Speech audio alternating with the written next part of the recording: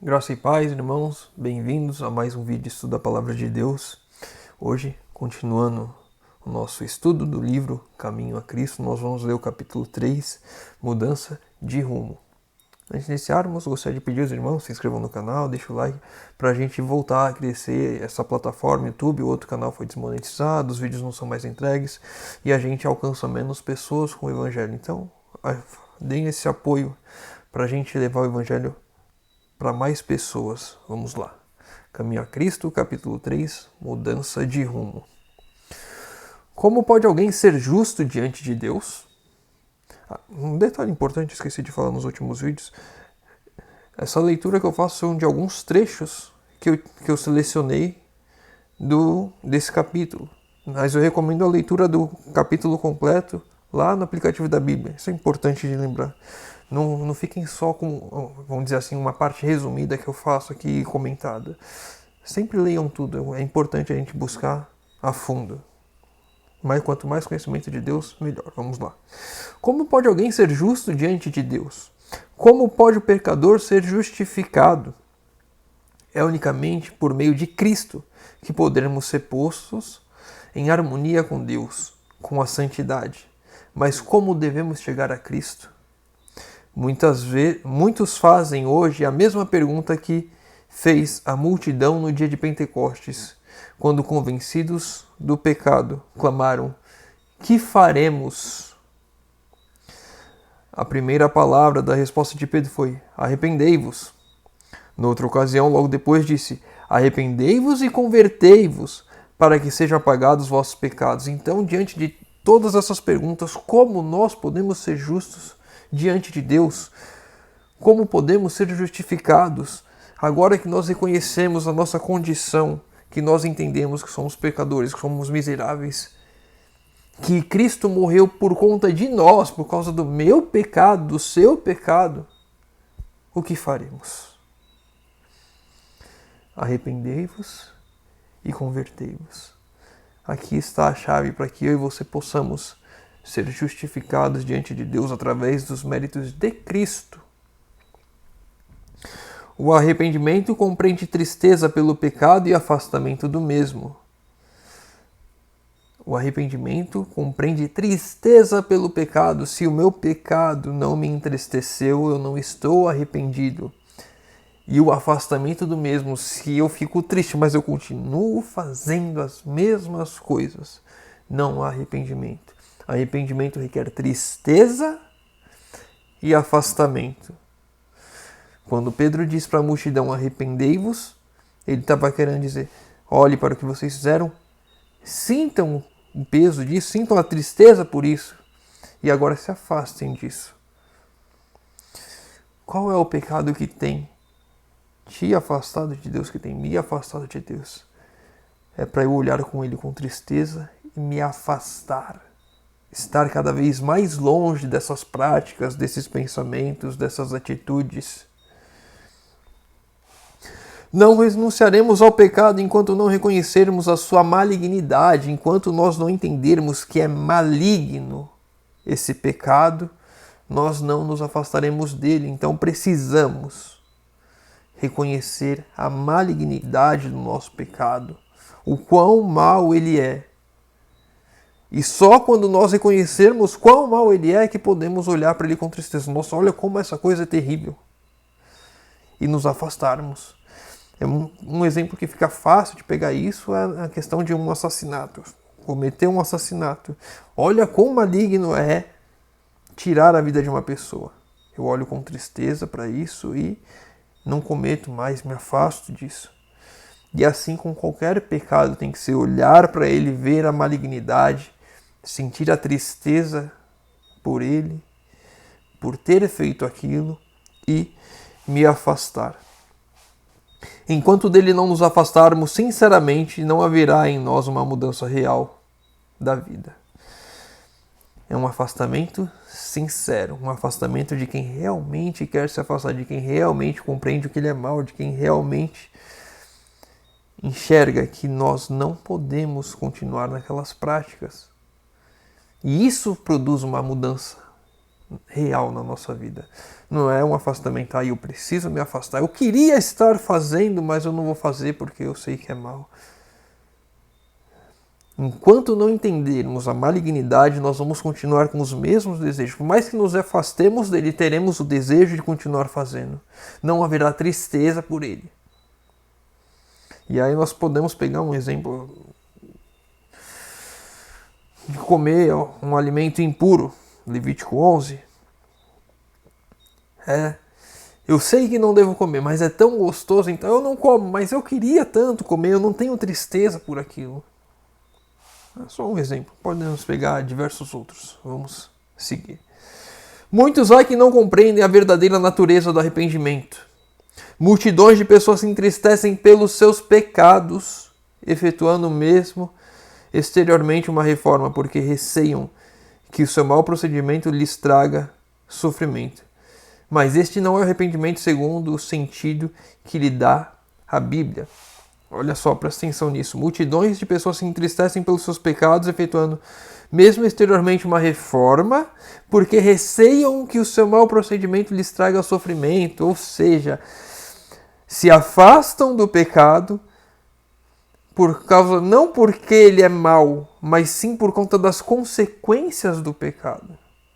Eu e você temos de nos afastar do pecado porque ele é mau, porque ele é prejudicial, porque ele destrói a nossa vida. E não por conta das consequências. A pessoa que fuma, continua fumando, ela não vou parar de fumar por conta das consequências do câncer, de alguma coisa, mas não porque é mal, não porque é ruim. Exemplos, né? Eu e você temos de nos afastar do pecado porque ele é mau, não por conta das consequências que ele nos trarão. Um sexo antes do casamento. Eu tenho que parar com essa prática, eu não devo praticar isso, não porque eu posso ter um filho, não porque eu posso pegar uma doença, não por isso, mas porque é o certo, porque é errado, porque é mal.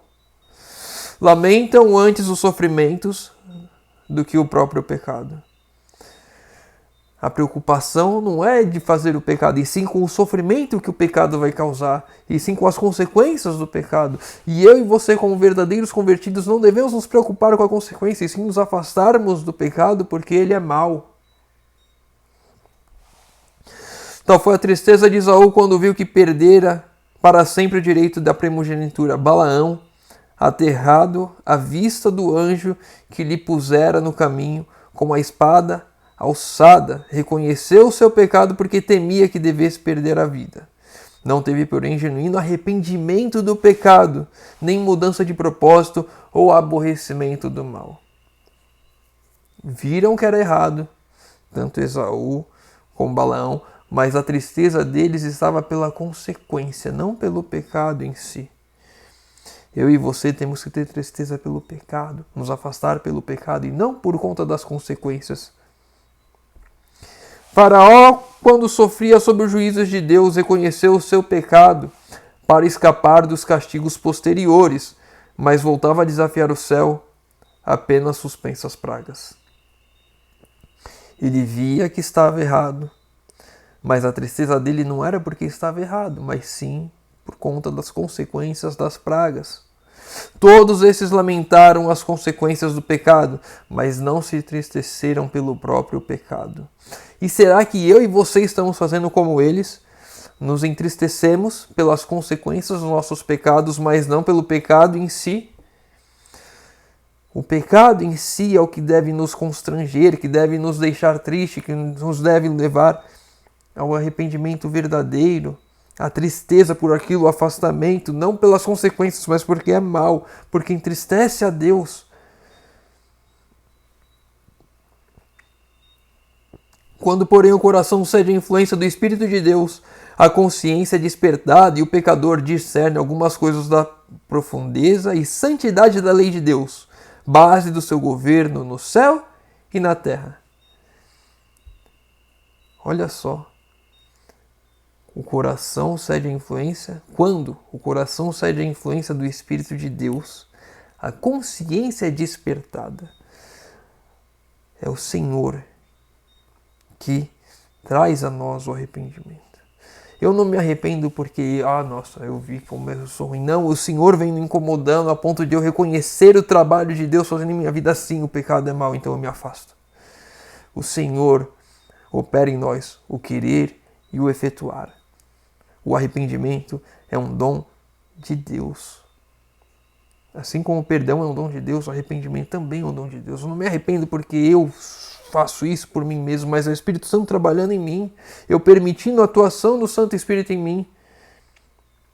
Se nós não nos achegarmos a Deus, se nós não buscarmos a Deus, é impossível nos arrependermos. É impossível sentirmos tristeza pelo pecado e nos afastarmos dele por ele ser mau. Podemos fazer isso pelas consequências, mas não pela malignidade do pecado. O pecador tem então uma intuição da justiça de Jeová e experimenta horror ante a ideia de aparecer em sua própria culpa e impureza. Perante o prescrutador dos corações, vê o amor de Deus, a beleza da santidade, a exaltação da pureza, anseia por ser purificado e reentregado à comunhão dos céus. Quando o Espírito de Deus atua em nossas vidas, quando nós permitimos que Ele atue, então nós começamos a ter a intuição da justiça de Deus. Nós começamos a olhar o pecado com a tristeza, queremos nos afastar.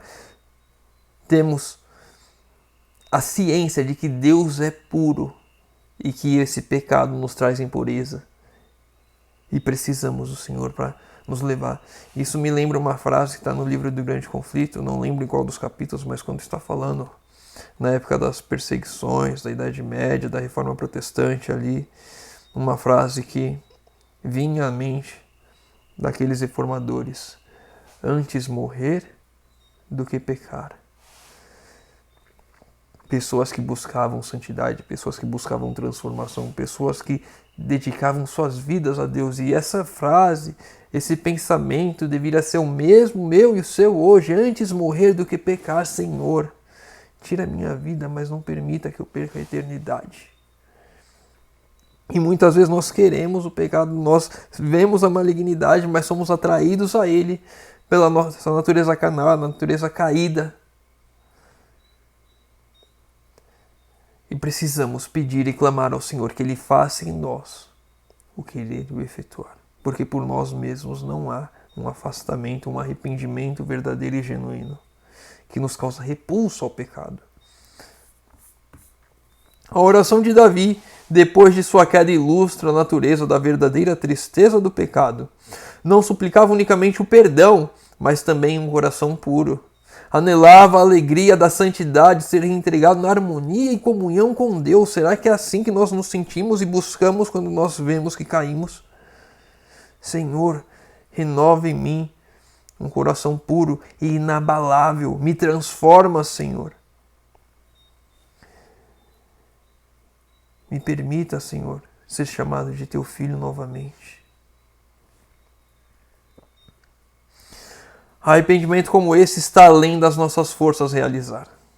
Só é obtido por meio de Cristo que subiu ao alto céu e deu dons aos homens. Um arrependimento genuíno é um dom de Deus. É uma dádiva. Não é fruto da natureza humana. Não há esforço que possamos fazer, não há forças que possamos ter, que por nós mesmos iremos nos arrepender. É dom de Deus aos homens. Exatamente aqui está o ponto em que muitos erram, sendo por isso privados de receber o auxílio que Cristo lhes desejava conceder. Pensam que não podem chegar a Cristo sem primeiro arrepender-se, e que é o arrependimento que os prepara para o perdão de seus pecados. E aqui, olha que importante isso, muitas pessoas não conseguem se achegar a Deus porque elas pensam que elas têm que se arrepender por elas mesmas. Buscam forças em si para fazer aquilo que só Deus pode operar em cada um de nós. Você não pode esperar ajustar a sua vida para se entregar a Deus. Você se entrega a Deus e permita que Ele ajuste a sua vida. Eu não posso querer ser perfeito para ir ao céu. Eu preciso me entregar a Deus e Ele vai criar e vai fazer a obra de perfeição na minha e na sua vida. É Ele quem vai nos afastar do pecado, dar forças para superar e vencer as tentações. É Ele que vai abrir a porta, a válvula de escape para não cairmos mais. E se cairmos, é Ele que vai nos levantar e nos permitir caminhar, tendo a certeza de que há perdão a nós, mas sempre buscando que o Senhor opere em nós o querer e o efetuar, que Ele faça essa obra do verdadeiro e genuíno arrependimento em nossas vidas, que Ele mostre a nós a malignidade do pecado e nos afaste disso. A Bíblia não ensina que o pecador tenha de arrepender-se antes de poder aceitar o convite de Cristo. Vinde a mim, todos que estáis cansados e oprimidos, e eu vos aliviarei. É a virtude que emana de Cristo que conduz ao genuíno arrependimento. Cristo diz, vinde a mim. Não é para você resolver sua vida e depois vir. É para você vir. É para você se entregar e permitir que Cristo faça a obra que Ele tem a fazer na minha e na sua vida. Ele que irá produzir o genuíno arrependimento em nós, que irá nos afastar do pecado, que irá nos dar a consciência da malignidade do pecado, de quanto isso é ruim. Mas precisamos ir e não tentar buscar essas coisas por nós mesmos. Devemos fazer o 100% do esforço humano, sim. E qual que é? Estudar a palavra, é buscar, é deixar as portas do nosso coração abertas para que o Espírito Santo entre e trabalhe em nossas vidas. Não buscar fazer as coisas por mim mesmo. Assim como não podemos alcançar perdão sem Cristo, também não podemos arrepender-nos sem que o Espírito de Cristo nos desperte a consciência. É o Senhor que vai fazer essa obra em nós. Vai nos despertar a isso, vai nos mostrar o quão maligno, o quão prejudicial, o quão danoso é. Ele vai despertar isso, para que possamos compreender o que Ele está dizendo e assim fazermos a vontade do Senhor. Cristo é a fonte de todo bom impulso. Tudo aquilo de bom que eu e você fazemos não é nós que fazemos, é Cristo que faz através de nós. É Cristo em nós que faz. É quando o nosso eu morre, Cristo vive em nós, então os bons impulsos começam a vir cada vez mais. É o Senhor tomando conta da minha e da sua vida. Ele unicamente é capaz de implantar no coração a inimizade contra o pecado. É o Senhor vivendo em nós que implanta no coração a inimizade com o pecado. Todo desejo de verdade e pureza, toda a convicção da nossa própria pecaminosidade é uma evidência de que seu Espírito está operando em nosso coração. Todo desejo pela busca da verdade, por santidade, por pureza, por justiça, são provas de que Cristo está habitando em nosso coração, de que o Espírito Santo está movendo as nossas vidas. Os bons frutos não provêm de nós. É Cristo em nós. Enquanto não compreendermos isso, vamos continuar andando em círculos, tentando por nós mesmos fazer aquilo que é bom, sendo que nós mesmos não fazemos nada de bom. É verdade que os homens às vezes se envergonham de seus caminhos pecaminosos e renunciam a alguns desses seus maus hábitos, antes de estar conscientes de que estão sendo atraídos a Cristo. Quando quer, porém, que faça um esforço para reformar-se, movido pelo desejo sincero de proceder o bem, é sempre o poder de Cristo que os está atraindo. Olha só que então importante isso. Às vezes os homens se envergonham de seus caminhos pecaminosos e renunciam aos seus maus hábitos, antes de perceber conscientemente que estão sendo atraídos a Cristo. Até mesmo quando nós fazemos isso sem perceber, é Cristo nos atraindo a Ele. Quando quer que faça um esforço para reformar-se, ou seja, quando nós estamos nos esforçando para transformar a nossa vida, movidos pelo sincero desejo de proceder o bem, de fazer a vontade de Deus, movidos por esse desejo sincero de fazer isso, é o poder de Deus atuando em nós, nos atraindo a Cristo. Mesmo quando fazemos achando que somos nós, não somos nós. Mesmo quando nós renunciamos a algumas coisas erradas, quando nós abandonamos maus hábitos, mesmo que inconscientemente estamos sendo atraídos a Cristo. É Cristo que vem fazendo essa obra de transformação em nossas vidas. Poderá o pecador resistir a este amor, o amor de Cristo? Será que eu e você podemos resistir ao amor de Cristo? Poderá recusar-se a ser atraído para Cristo? Se porém não se opuser, será levado para Ele. Então podemos sim resistir ao amor de Deus. Podemos sim recusar ser atraídos a Cristo. Mas se nós não fizermos nada ao contrário, o natural é irmos até Ele. O natural é sermos convertidos e levados a Cristo. Se nós não fizermos nada ao contrário a isso, não nos esforçarmos contra, vamos ser atraídos ao Senhor. O mesmo poder divino que opera nas coisas da natureza fala ao coração dos homens, neles criando um desejo inexprimível de algo que não possuem. O poder de Deus opera em nós, nos mostrando que nós desejamos algo que nós não possuímos. As coisas do mundo não podem satisfazer os seus anseios. Por isso que tem tantas pessoas que querem sempre mais e mais das coisas aqui na Terra, que vão acumulando, e gastam rios de dinheiro com carros, com casas, com viagens, com bens, com computador, com jogos, com tudo. E não se sentem preenchidas, porque nada disso foi feito para preencher o coração do homem. O Espírito de Deus insta com eles a fim de que só busquem aquelas que unicamente podem proporcionar paz e descanso. A graça de Cristo, a alegria da santidade. É isso que falta ao coração do homem, e é só a graça de Cristo e a alegria da santidade que podem preencher esse vazio em nós. E muitas pessoas se opõem a Cristo, não se deixam ser atraídos, lutam contra e ficam tentando preencher esse espaço com as coisas do mundo, mas nada encaixa naquele espaço que é apenas Deus, apenas preenchido pela graça de Cristo em nossas vidas. É possível que nós tenhamos lisonjeado, como fez Nicodemos, com a ideia de que nossa vida tenha sido justa, nosso caráter moral e reto, julgando não termos necessidade de humilhar perante Deus o coração por um pecador, como um pecador vulgar.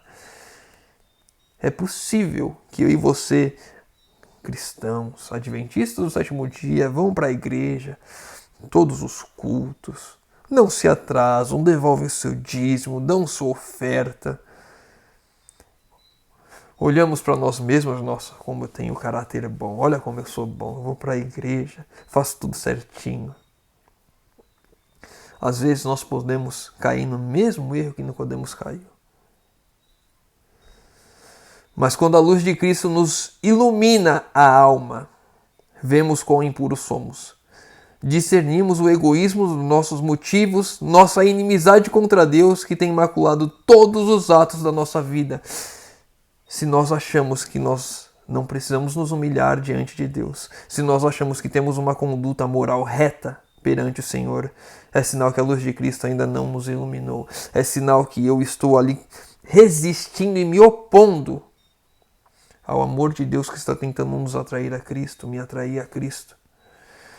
Se você olha para a sua vida e você acha que não precisa se humilhar perante Deus, significa que você, que eu, que qualquer um, está em franca inimizade com Deus, está se opondo a Cristo, está se opondo ao amor de Deus e à transformação que Ele quer fazer na minha e na sua vida. Reconheceremos então que nossa própria justiça é na verdade como trapos imundos, e unicamente o sangue de Cristo nos pode lavar a mancha do pecado e renovar-nos o coração à sua semelhança. Quando nós tivermos um verdadeiro encontro com Cristo, vamos perceber que somos lixo, mas que o sangue de Cristo nos limpa, nos transforma, nos renova e nos dá a bênção, nos dá a alegria de podermos ser chamados filhos de Deus. Diz Paulo que segundo a justiça que há na lei, no que respeita aos atos exteriores, ele era irrepreensível. Quando, porém, chegou a discernir o caráter espiritual da lei, reconheceu o seu pecado.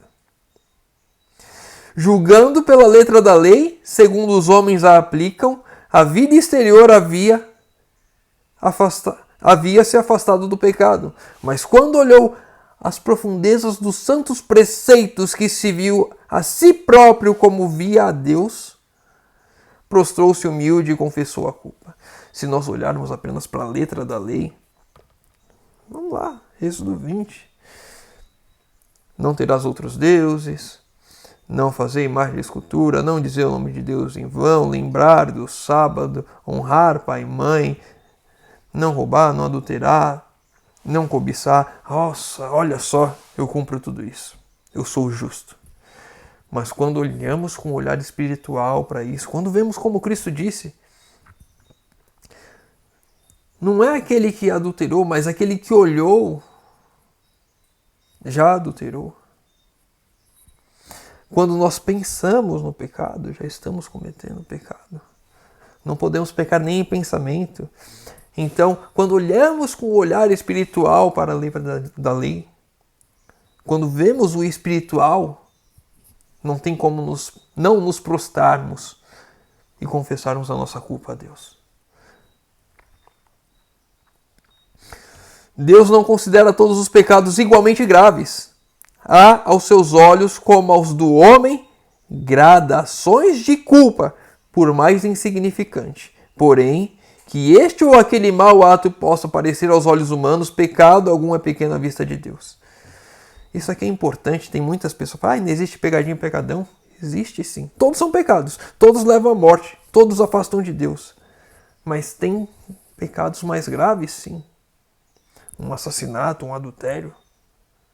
É diferente de alguns outros pecados menos graves. Vamos dizer assim que o pensar é menos grave do que o cometer. Já que se eu não posso nem pensar no pecado, o cometer é pior do que o apenas pensar. Então, existem sim gradações, mas todos levam à morte. Não é porque, esse daqui é só um pecadinho. Não, o pecadinho também leva à morte. O pecadinho também afasta de Deus. O pecadinho também é maligno. Pecado é pecado? Sim. Mas há gradações. E sim, devemos nos afastar de todos. Não é porque é um pecado menos grave, né? Porque não é um pecado tão grave assim, não matei ninguém. Não é porque você não matou ninguém que não é pecado.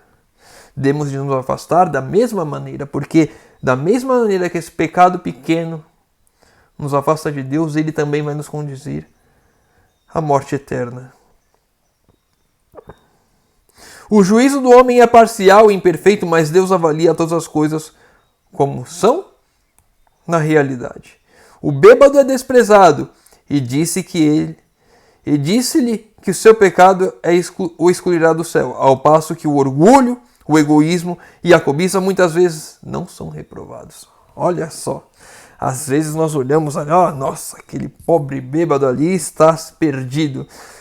Mas aí o orgulho, o egoísmo, a cobiça, nós esquecemos que é pecado. E muitas vezes o orgulho está no quão ambiciosos nós somos para o ter e o possuir aqui nessa terra. Em ter um carro melhor, em ter uma casa melhor. E às vezes isso não é porque eu preciso, é sim para me mostrar um orgulho. Olha o que eu consegui. Esquecendo que Deus é o dono de tudo.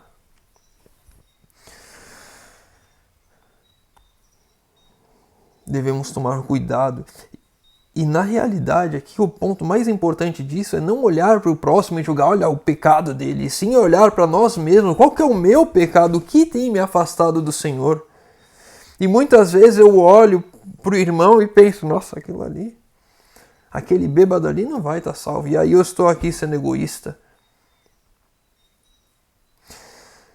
Cabe a mim e a você olharmos para nós mesmos, qual é o meu pecado, o que tem me afastado de Deus. E alterar a minha vida. E não querer alterar a vida do meu irmão. Não é tirar a palha do meu irmão, e sim a trave que está diante do meu.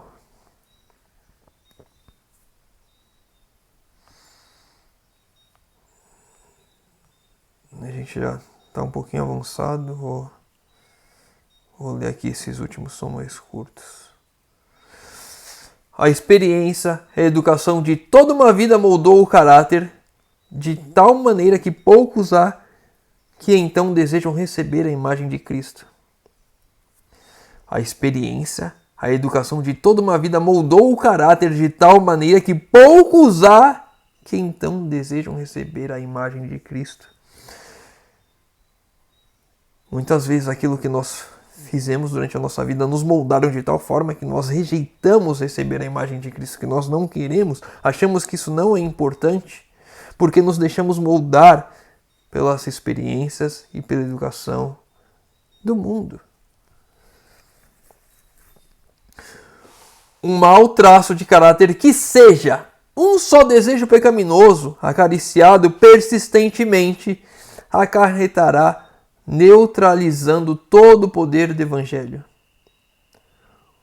Um mau traço de caráter, um pecado acariciado que seja,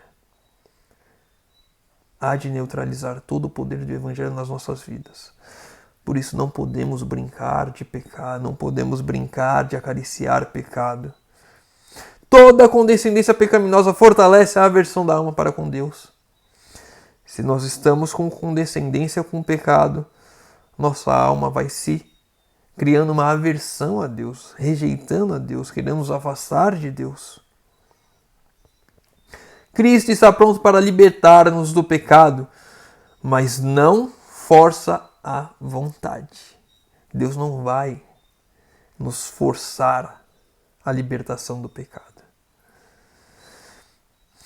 E se pela persistente transgressão a própria vontade estiver inteiramente inclinada ao mal, persistente transgressão, ou seja, insistindo em pecar, insistindo em nos colocarmos naquela situação, e não desejarmos ser libertos, não querendo aceitar a sua graça, que mais poderá Ele fazer? Deus não vai me forçar e te forçar a abandonar o nosso pecado, os nossos desejos, as nossas vontades erradas. Ele não vai forçar isso.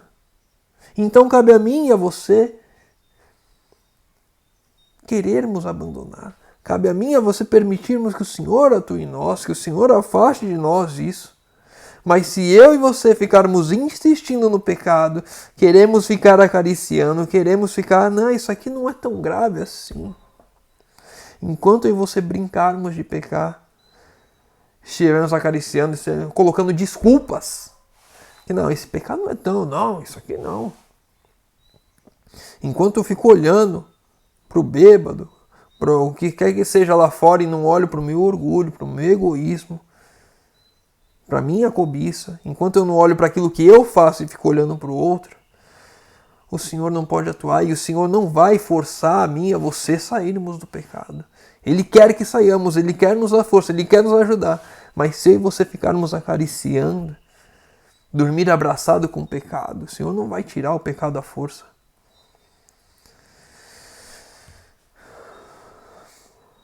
O último trecho que a gente vai ler. Fomos grandes pecadores, mas Cristo morreu para que fôssemos perdoados. Os méritos de seu sacrifício são suficientes para serem apresentados ao Pai em nosso favor. Aqueles a quem mais perdoou, mais hão de amar, e mais próximos de seu trono se hão de achar. Para o louvar por seu grande amor e infinito sacrifício. E quando mais plenamente compreendemos o amor de Deus, que melhor reconhecermos a malignidade do pecado, quando reconhecermos a extensão do cabo que para nós foi descido, quando compreendermos alguma coisa do infinito sacrifício de Cristo que Cristo fez em nosso favor, o coração se desfará em ternura e contrição. Fomos grandes pecadores. É passado. Cristo morreu em nós. Foi o sacrifício perfeito. e quando nós nos entregarmos a Ele, quando nós abrirmos mão da nossa vontade, quando eu e você agora falarmos: Senhor, me conduz pelo teu caminho, Senhor, por favor, me ajuda na minha fraqueza, Senhor, por favor, abre os meus olhos para que eu possa compreender o teu sacrifício, para que eu possa enxergar o quão maligno é o pecado. Não tem como o coração não se desfazer em ternura e contrição. Não tem como não sentirmos tristeza pelo pecado e nos afastarmos dele. Quando verdadeiramente nos entregamos a Deus, quando verdadeiramente permitimos que o Espírito Santo trabalhe em nossas vidas. Mas isso é algo que eu e você temos que fazer dia a dia. Porque no dia que nós não fizermos, não nos entregarmos, não buscarmos, no dia que nós nos opusermos ao amor de Cristo nos atraindo a Ele, nesse dia então estarei muito mais afastado do que estava antes. Tudo aquilo que nós lutamos vencendo o pecado com o apoio do divino em nossas vidas irá fracassar. Eu e você temos que tomar a armadura de Deus dia a dia para fazermos a vontade do Senhor. Dia a dia nos afastando do pecado. É uma guerra que já tem um lado vencedor. Cabe a mim e a você escolhermos de que lado queremos ficar. Cabe a mim e a você permitirmos que o Santo Espírito trabalhe em nossas vidas para Ele nos conduzir a fazer a vontade do Pai. Vamos encerrar por aqui. Se o irmão ficou com alguma dúvida, deixa nos comentários. Os pedidos de oração, deixa nos comentários. E que Deus abençoe a vida de cada um de nós. Se os irmãos puderem fechar os olhos, vamos falar com o nosso Deus. Pai amado, Deus eterno, graças, Senhor, por mais esse dia de vida que você nos concede. Pai querido, por favor, nos permita, Senhor, mudarmos o rumo das nossas vidas. Nos permita, Senhor, enxergarmos a malignidade do pecado, Senhor amado. Por favor, Senhor, derrama o Teu Santo Espírito sobre nós. Faz em nós, Senhor, o querer e o efetuar, Senhor. Por favor, em nós. Crie em nós essa repulsa pelo pecado, Senhor amado.